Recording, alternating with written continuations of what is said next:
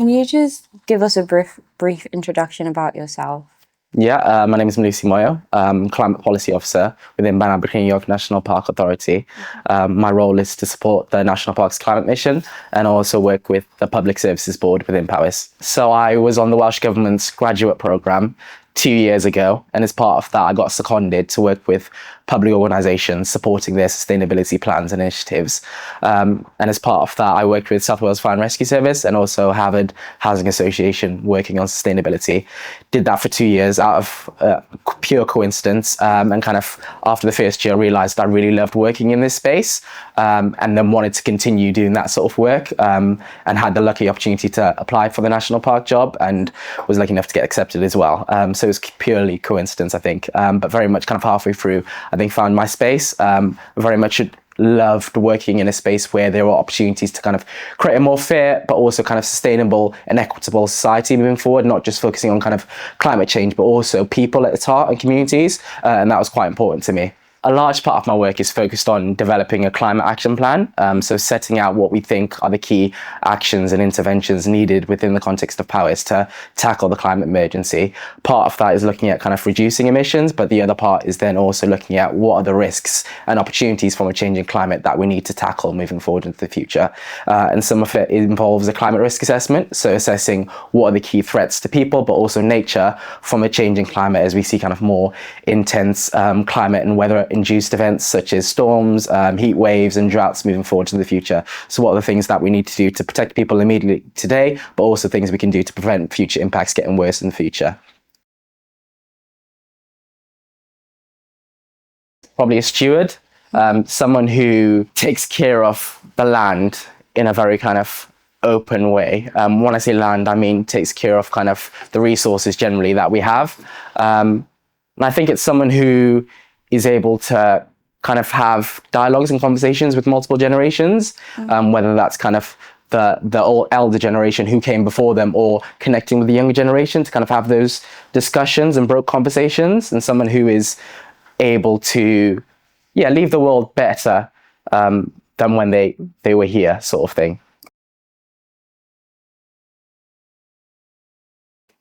I think of probably my grandmother quite a bit when I think of a good ancestor.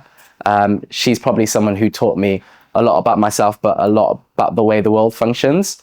And in kind of African proverbs, there's a word called Ubuntu, which is kind of we are all in one, or we are all together in this. And it's something that she kind of uses quite a bit, in that sense of like, we are as a community shaped by who brought us up in this world, and ultimately we are all together in kind of shaping a better world for the future ones who will come after us. And she's probably someone who I think about in my personal life quite a bit as like a good ancestor. Nice. I think in my role, I'm ultimately trying to influence public bodies, so working quite closely with kind of local authorities, public health boards, as well as kind of fire and rescue services and partners like Natural Resources Wales.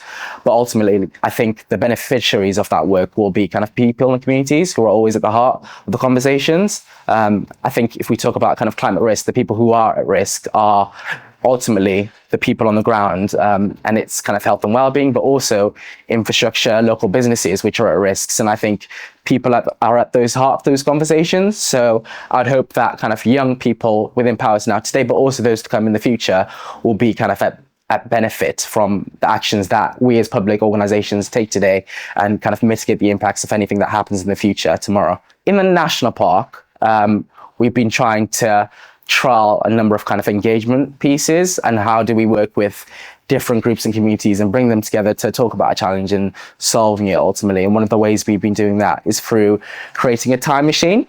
So we've created like a planetarium where people, particularly young people, but also older people, to come together in kind of intergenerational dialogues, go into this planetarium, which is a time machine.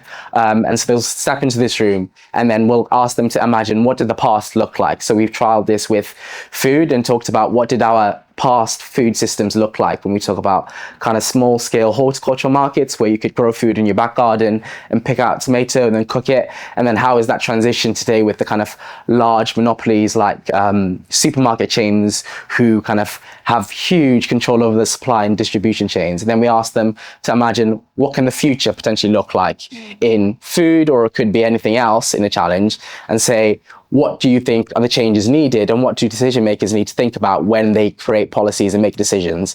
And so young people are encouraged to bring their ideas directly to kind of policy makers, whether that's kind of the local health board or local authorities, to say, you know, we've been to the future, in a sense, we've time traveled, and these are the things that we think need to happen to create kind of a sustainable and fair and healthy future.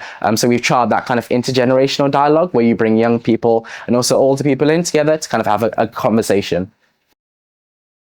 It's a very good question. This is a good one. I think it's probably storytelling. I think climate change can be very jargon and scientific led. And I think it has to be hearts as well as minds.